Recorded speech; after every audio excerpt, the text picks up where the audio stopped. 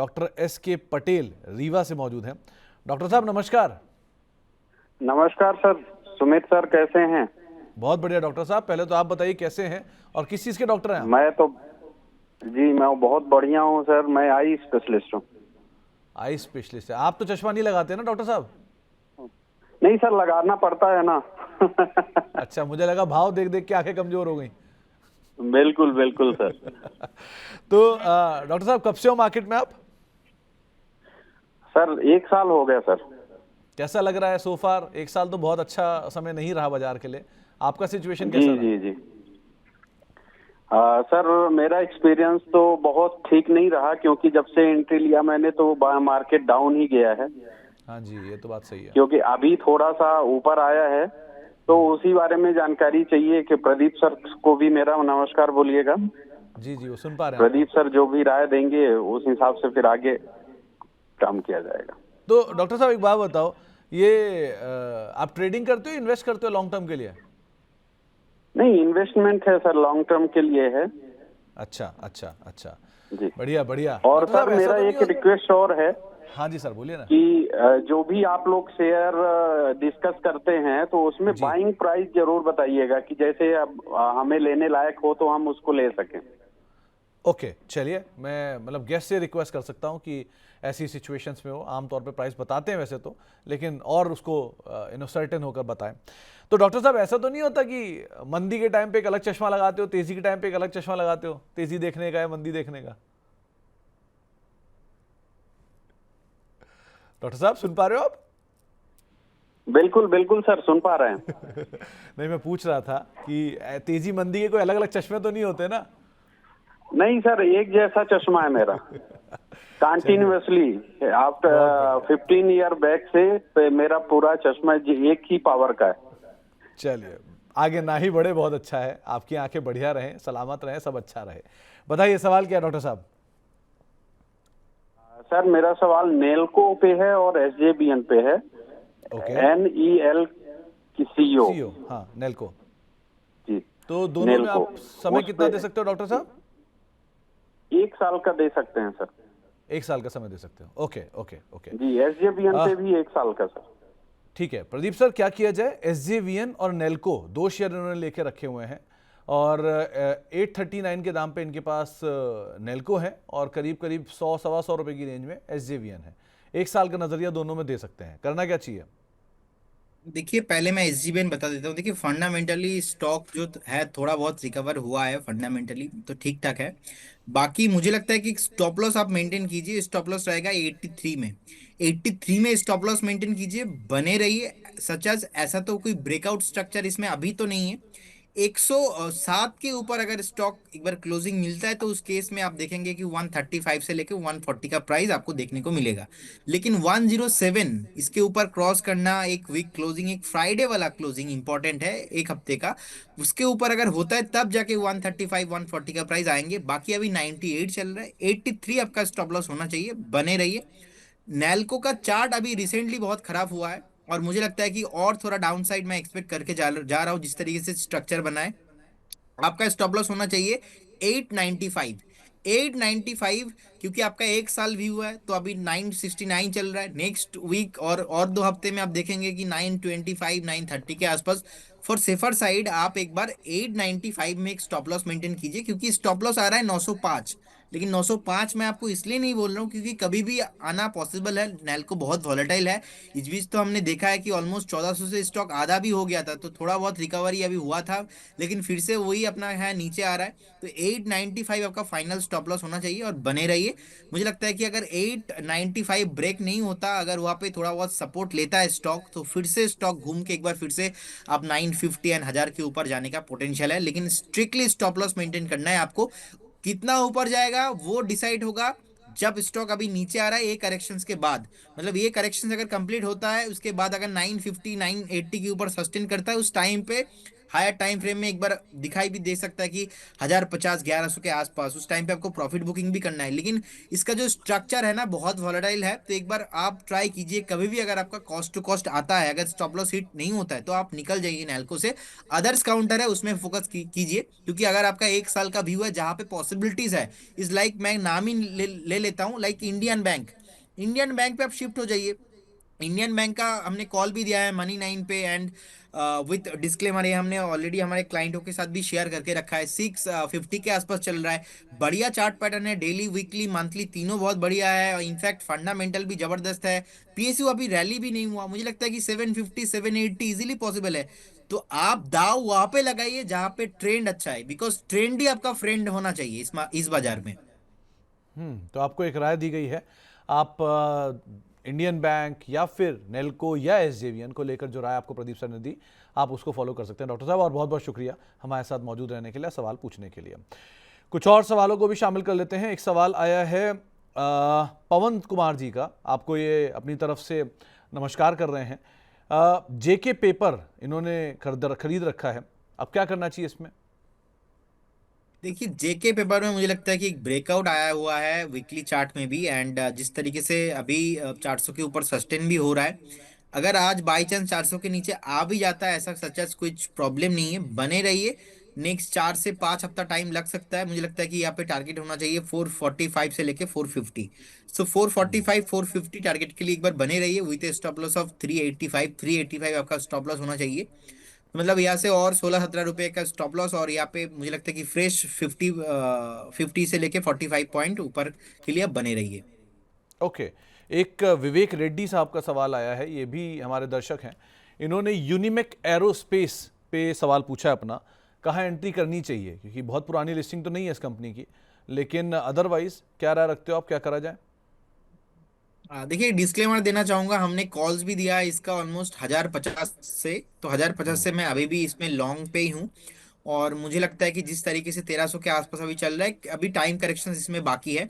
तो time correction जैसे ही complete होंगे, आप देखेंगे कि ये आईपीओ हाई के ऊपर भी सस्टेन करेंगे। आईपीओ का जो लिस्टिंग था उसके बाद का जो रिसेंट टॉप था उसके ऊपर भी जाता हुआ दिखेगा। डिफेंस काउंटर है, और हमने देखा कि डिफेंस काउंटर बहुत चला है, लेकिन रिसेंटली ये स्टॉक भी मैं एक्सपेक्ट नहीं कर रहा था कि जिस टाइम पे ये लो लगाया था ऑलमोस्ट 800 के आसपास, 850 के आसपास था। लेकिन जैसे ही 1050 का लेवल क्रॉस किया, मुझे लगा कि ये स्टॉक पे फिर से रैली आना पॉसिबल है, क्योंकि प्रॉफिटेबल कंपनी है। डिफेंस एक थीम चल रहा था, और आई बिलीव कि बजट से पहले पहले ये आपको फिर से ऑल टाइम हाई जाते हुए दिखेंगे। इनफैक्ट अगर आईपीओ हाई इसके ऊपर सस्टेन होता है नेक्स्ट 1 से 2 महीने में, न्यू एक जो है चार्ट पैटर्न के साथ नीला खुला आकाश में पहुंच जाएंगे। और एक बार वेट करके जाइए। अभी के लिए स्टॉप लॉस होना चाहिए 1220। 1220 में आप स्टॉप लॉस मेंटेन कीजिए और बने रहिए। तो 1220 का एक स्टॉप लॉस लगाएं और बने रहिए। ये प्रदीप सर, ये अपने आईपीओ हाई तो उसने काटा नहीं, तो वो थ्योरी यहाँ कैसे फिट होगी?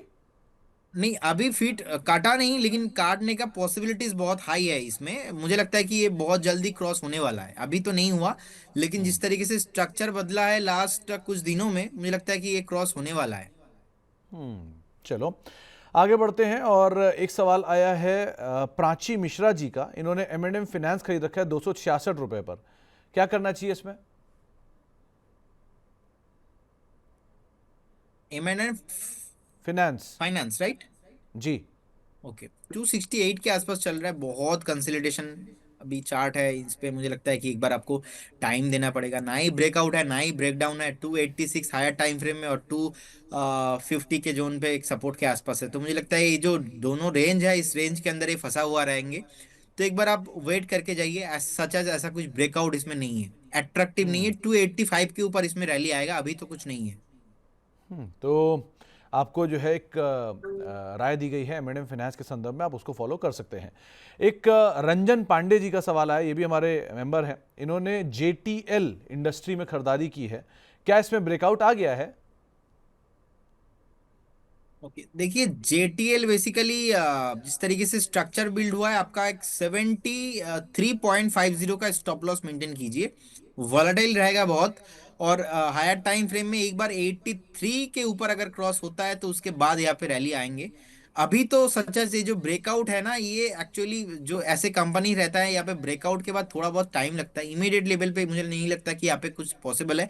83 84 अगर इसके ऊपर सस्टेन करता है तो फिर आप 92 95 तक जाते हुए दिखेंगे।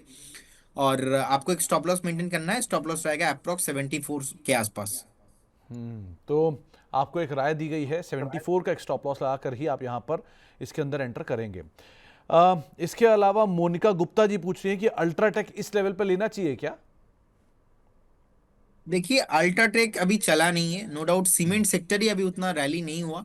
और सुमित जी एक चीज देखेंगे अल्ट्राटेक जैसे स्टॉक के साथ क्या हुआ है रिसेंटली, जो टॉप था टॉप से देखेंगे नो डाउट 25% नीचे आया था ऑलमोस्ट। मैं बात कर रहा हूँ 2021 के बाद जो टॉप था, तो उससे पहले का भी आपने आपने देखा होगा। अगर 2017 का जुलाई का जो टॉप था, उसके बाद हमने देखा कि कोविड के टाइम पे कितना नीचे आया। तो हर बार एक पैटर्न अगर चेक करेंगे तो आपको देखेंगे टॉप से 25% नीचे आता है, उसके बाद 30% रैली होता है। So according the same view, अगर हिस्ट्री रिपीट इटसेल्फ टेक्निकल में ऐसा बोला जाता है, तो रिसेंटली ना कंसोलिडेशन हुआ था बहुत टाइम से। मतलब 12,000 से बार बार ऑलमोस्ट तो 4 बार फेल हो गया, नीचे आ गया, फोर्थ टाइम टॉप बनाया और डाउन साइड भी सपोर्ट लिया है ऑलमोस्ट।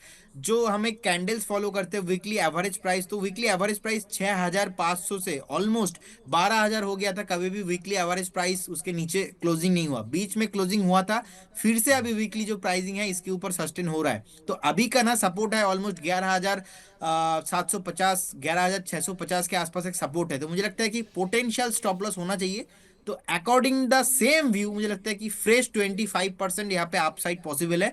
जिस जिस तरीके से 2017 पे चला, जिस तरीके से 2021 के बाद टॉप बनने के बाद फिर से चला, अभी लगातार 4 बार टॉप बना दिया है, ऊपर नहीं गया है। तो मैं हमेशा से ना पैटर्न फॉलो करता हूँ, मैं हमेशा प्राइस बिहेवियर चेक करता हूँ। तो मुझे लगता है कि 20 से लेके 25% नेक्स्ट 6 से 8 महीने अगर आप व्यू रखते हो, तो आपका स्टॉप लॉस होना चाहिए 11,650 पे। एक फाइनल स्टॉप लॉस मेंटेन कीजिए, बने रहिए। करंट जोन से भी आप थोड़ा बाई करके जा सकते हो। करंट जोन से बाई कीजिए, या तो थोड़ा बहुत अगर यहाँ से 100 150 पॉइंट नीचे आता है तभी आप बाई करके जा सकते हो। स्ट्रक्चर बहुत ही बढ़िया है, फंडामेंटली बहुत बढ़िया जबरदस्त है कंपनी। फंडामेंटली तो ऑब्वियसली देश की सबसे बड़ी सीमेंट कंपनी है, 200 मिलियन टन से ज़्यादा बड़ी कैपेसिटी इस कंपनी की, largest player, in fact second best sector company भी या ग्रुप भी इसकी आधी कैपेसिटी में नहीं पहुंचा। तो इस तरह की साइज़ के साथ अल्ट्राटेक काम काज कर रही है। एनीवेज आगे बढ़ते हैं। एक और सवाल हमारे पास आया है, वो सवाल है साहिल तनेजा साहब का। वो पूछ रहे हैं कि 1385 रुपये पे उन्होंने यूनाइटेड स्पिरिट्स ले रखा है। आप ले रहे हो क्या आजकल यूनाइटेड स्पिरिट्स? स्टॉक स्टॉक की बात कर नहीं रहा हूँ सर। स्पेसिफिकली। नहीं समझ गया मैं।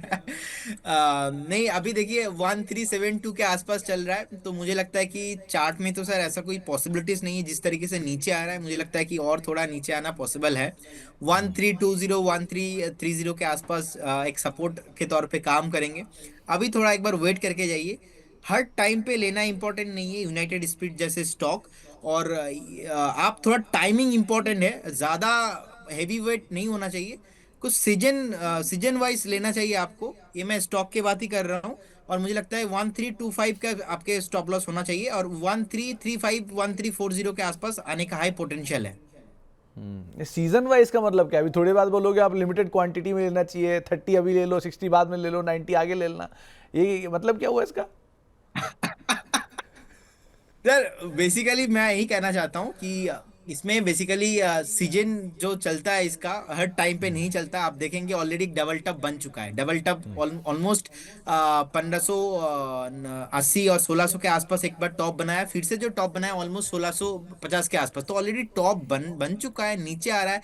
ऐसा चार्ट पैटर्न लास्ट बना था ना 2021 के बाद, 21 और 22 पे ऐसा पैटर्न बना था। अच्छा बेस बना के फिर से ऊपर आया।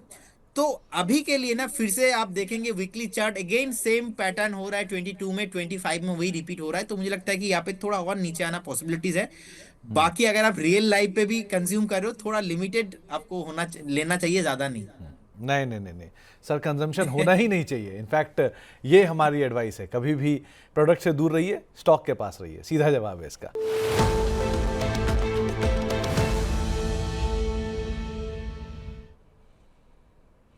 प्रदीप सर क्या चुना आज आपने?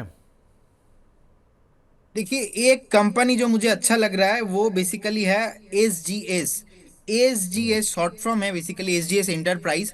तो मुझे लगता है कि इसमें ब्रेकआउट आया था, ब्रेकआउट आने के बाद थोड़ा बहुत ये करेक्शंस में आ रहा है। तो मेरे ख्याल से यहाँ पे ब्रेकआउट के बाद आपको लेना चाहिए। 1300 के ऊपर बाय करना है, कंडीशन है, अभी नहीं बाय करना है। अबव 1300 इसके ऊपर आपको लेना है। उस केस में मेरा स्टॉप लॉस रहेगा 1275, और उस केस में मेरा टारगेट रहेगा इसमें 1385। सीधा सीधा 1385 का रहेगा मेरा टारगेट, लेकिन 1300 के ऊपर बाय करना है, अभी नहीं। तो कंडीशनल बाय है एसजीएस एंटरप्राइजेज में। आप 1300 रुपए के ऊपर कहीं आपको मिले तो आप वहां पे खरीदारी करिएगा, यहां खरीदारी मत करिएगा। और उस समय पर आपके जो स्टॉप लॉसेज हैं उनको आप अकॉर्डिंगली एडजस्ट करके चलिएगा। तो एसजीएस एंटरप्राइजेज 1251 अभी चल रहा है, 1300 रुपए के ऊपर कहीं मिले तब आप यहां पर खरीदारी करें, वो ज़्यादा बेहतर राय आपको दी जाएगी। प्रदीप सर, जाने से पहले कोई डिस्क्लेमर? देखिए, जो भी स्टॉक पे ड्यूरिंग द सेशन हमने बात किया है, कोई भी स्टॉक हमारे पोर्टफोलियो में नहीं है। No conflict of interest from our side. और investment in securities market subject to market risk. कोई भी स्टॉक में आप निवेश कर रहे हो तो आप आपका जो पर्सनल फाइनेंशियल एडवाइजर है उनसे सलाह लेके कीजिए। स्टॉक मार्केट पे कुछ भी गारंटी नहीं होता, पास्ट परफॉर्मेंस फ्यूचर में रिफ्लेक्शन नहीं होता है। बहुत सारे स्टॉक डिस्कशन हुआ है हमारे प्रोडक्ट मॉडल पोर्टफोलियो, एंड हो सकता है कि हमने क्लाइंटों को रिकमेंड किया है, लेकिन हमारे पास कुछ भी कंफ्लिक्ट ऑफ इंटरेस्ट नहीं है। बहुत बहुत धन्यवाद, thank you so much sir. तो वो कोलकाता वाला डिस्क्लेमर भी दे दो ना, कि बहुत सारी कंपनी आज कोलकाता में डिस्कस हुई हैं, हाँ वो सर, बहुत विशिष्ट सारी प्यार है कंपनी उनसे। कोलकाता में भी है जो सुमित सर ने डिस्कशन किया है, लेकिन यहाँ पर भी हमारा कुछ भी कंफ्लिक्ट ऑफ इंटरेस्ट नहीं है। और जो स्पेशली सेंको गोल्ड को लेके बात किया, मैं बस पर्सनली भी फॉलोअर उनको जानता हूँ। चेयरमैन फॉलो करते हैं, बस ये डिस्क्लेमर है, बाकी कोई डिस्क्लेमर नहीं है। ये भी डिस्क्लेमर है, बाकी no conflict of interest. Sir चलिए, ये क्या बहुत है बहुत ना, शुक्रिया। डिस्क्लेमर देना बहुत इंपॉर्टेंट है आज के डेट जरूरी है में। सर, बहुत जरूरी क्योंकि है, बहुत जरूरी है। डिस्क्लेमर नहीं दिया ना तो बाद में आके बोलेंगे भाई इनका कुछ ना कुछ तो मैटर है, कुछ नहीं भाई, कुछ कन्फ्लिक्ट ऑफ इंटरेस्ट नहीं है। बहुत लंबा जाना चाहता हूँ, नेक्स्ट 20 25 30 50 साल तक मार्केट पे रहना चाहता हूँ, तो फुल्ली ट्रांसपेरेंट है हम, नो कन्फ्लिक्ट ऑफ इंटरेस्ट। नहीं नहीं, आप अगर नहीं दोगे तो कल सेबी आपको डिस्क्लेमर देगी। इससे बेटर देते रहो डिस्क्लेमर, ज़्यादा बेटर है। खैर, बहुत बहुत शुक्रिया प्रदीप सर हमारे साथ मौजूद रहने के लिए, दर्शकों के सवालों के जवाब देने के लिए, कार्यक्रम का हिस्सा बनने के लिए और सभी शेयरों पर हमसे चर्चा करने के लिए।